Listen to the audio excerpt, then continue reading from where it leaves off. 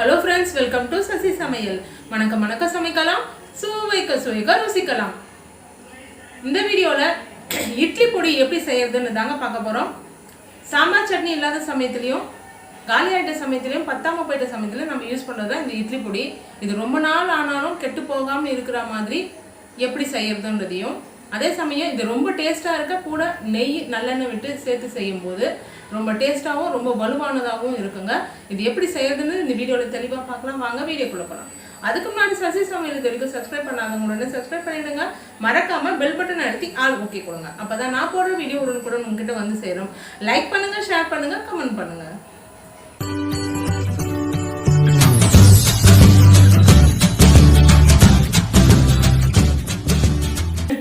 Pan கொஞ்சம் heat ஆனதும் கருப்பு எள்ளு எடுத்துருக்குங்க. கருப்பு எள்ளு வெள்ளை எள்ளு ரெண்டுமே சேர்க்கலாம். கருப்பை விட வெள்ளையே கொஞ்சம் டேஸ்ட் அதிகமாக இருக்கும்னு சொன்னாங்க. இந்த கருப்பு எள்ளு நல்லா சுத்தம் பண்ணி எடுத்துக்கலாம். கல் மண் எதுவும் இல்லாமல் கழுவி நல்லா வெயிலில் காய வச்சுட்டு அதுக்கப்புறம் யூஸ் பண்ணிக்கலாங்க. எதுவும் சேர்க்காம நல்லா வெது வெதுப்பாக இருக்கிற கடாயில் இதை சேர்த்து மீடியம் ஃப்ளேம் லோ ஃப்ளேம் அந்த மாதிரி மாற்றி மாற்றி வச்சுக்கோங்க. கரிஞ்சிடக்கூடாது, அதை ஞாபகத்தில் வச்சுக்கோங்க. இதை அப்படியே நல்லா வறுத்து எடுத்துக்க போகிறோங்க. இப்போ 25 கிராம் அளவுக்கு இருக்கிற எள்ளு எடுத்துருக்குங்க. எள்ளு நல்லாவே வறுபட்டுடுச்சுங்க. இப்போ இது ஒரு பிளேட்டுக்கு மாற்றி வச்சுக்கலாங்க. அதே பேனில் இப்போ எண்ணெய் சேர்த்துக்கலாங்க. 1 டேபிள் ஸ்பூன் அளவுக்கு எண்ணெய் சேர்த்துருக்கேன்.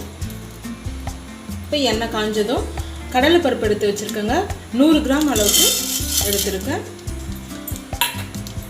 இப்போ இந்த கடலைப்பருப்பையும் நல்லா நம்ம ரோஸ்ட்டாக வறுத்து எடுத்துக்க போகிறோங்க. ரொம்ப கருகிடும் கூடாது, ரொம்ப வெள்ளையாகவும் இருக்கக்கூடாதுங்க. Stove low flame medium flame மாற்றி மாற்றி வச்சு அப்படியே பொன்னிறமாக வறுத்து எடுத்துக்கணுங்க. கடலைப்பருப்பும் இப்போ நல்லா ரோஸ்ட் ஆகிட்டு வந்துடுச்சு பாருங்கள். இப்போ இதையும் பிளேட்டுக்கு மாற்றிக்கலாங்க. அதே பேனில் மறுபடியும் கொஞ்சம் எண்ணெய் சேர்த்துக்கலாங்க. நல்லெண்ணெய் சேர்த்திங்கன்னா ரொம்ப டேஸ்ட்டாக இருக்குங்க.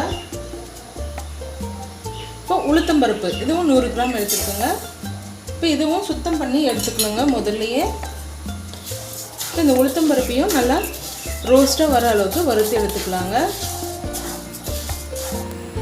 உளுந்தும் நல்லா பொன்னிறமாக நல்லா வறுபட்டு வந்துருச்சுங்க. இப்போ உளுந்தையும் இந்த பிளேட்லேயும் ஆற வச்சுக்கலாம்.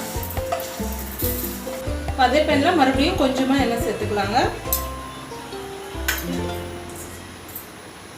பெருங்காயம் எடுத்துருக்கேங்க. தூள் பெருங்காயமாக இருந்தாலும் பரவாயில்ல, கட்டி பெருங்காயமாக இருந்தாலும் பரவாயில்ல.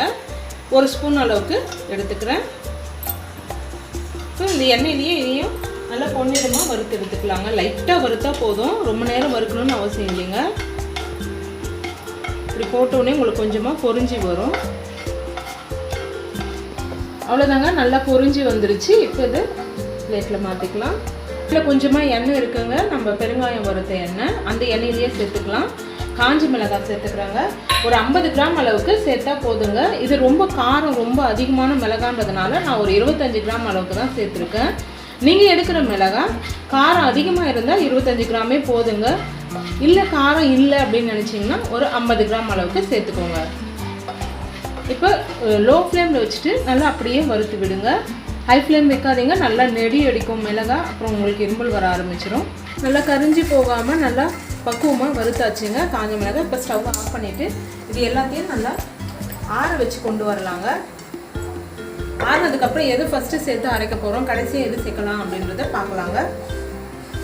ஆறினதுக்கப்புறம் ஃபஸ்ட்டு இந்த பெருங்காயம், இந்த எள்ளு வந்து நல்லா அரை பண்ணுங்க. எள்ளு சேர்த்துக்கலாம். பருப்பு 1-2 கடிப்படுற மாதிரி இருந்தாலும் கொஞ்சம் நல்லாயிருக்கும், ரொம்ப நைஸாக இல்லாமல். ஆனால் எள்ளு நல்லா நைஸாக அரை பண்ணணும், அதனால் ஃபஸ்ட்டு எள்ளு சேர்த்து அரைச்சிக்கலாம். இப்போ இதை அரைச்சி கொண்டு வரலாங்க. இப்போ நல்லா அரைச்சாச்சுங்க. இது கூடவே இப்போ 1 டீஸ்பூன் அளவுக்கு உப்பு சேர்த்துக்கலாம். நீங்கள் உங்கள் டேஸ்ட் அளவுக்கு சேர்த்துக்கோங்க. 1 டீஸ்பூன் அளவுக்கு வெல்லம் எடுத்துருக்கேங்க, அதுவும் இது கூடவே சேர்த்துடலாம். இப்போ காஞ்ச மிளகாய் சேர்த்துக்கலாங்க. இப்போ மறுபடியும் அரைச்சி கொண்டு வரலாம். இப்போ அரைச்சி கொண்டு வந்தாச்சுங்க. இப்போ உளுத்தம்பருப்பும் கடலைப்பருப்பும் சேர்த்து அரைச்சிக்கலாங்க. இப்போ மறுபடியும் அரைச்சி கொண்டு வரலாங்க. அவ்வளோதாங்க. இப்போ அரைச்சி கொண்டு வந்தாச்சு.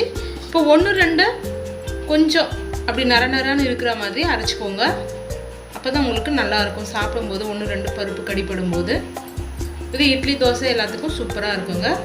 மிக்ஸி ஜார்லேருந்து ஒரு பிளேட்டுக்கு மாற்றி வச்சுங்க. இப்போ நல்லா சூடு ஆறணுங்க. அவ்வளோதாங்க. இப்போ நல்லா ஆறிடுச்சிங்க. ஆறினதுக்கப்புறம் இந்த மாதிரி ஒரு டப்பாவில் போட்டுட்டு காற்று போகாமல் நல்லா ஸ்டோர் பண்ணி வச்சுக்கலாங்க. நல்லா பயங்கரமான ஒரு நல்ல மணமாக டேஸ்ட்டாக தெரியுதுங்க. இதை பார்க்கும்போதே 2 இட்லி வச்சு சாப்பிடணும் போல் தோணுது.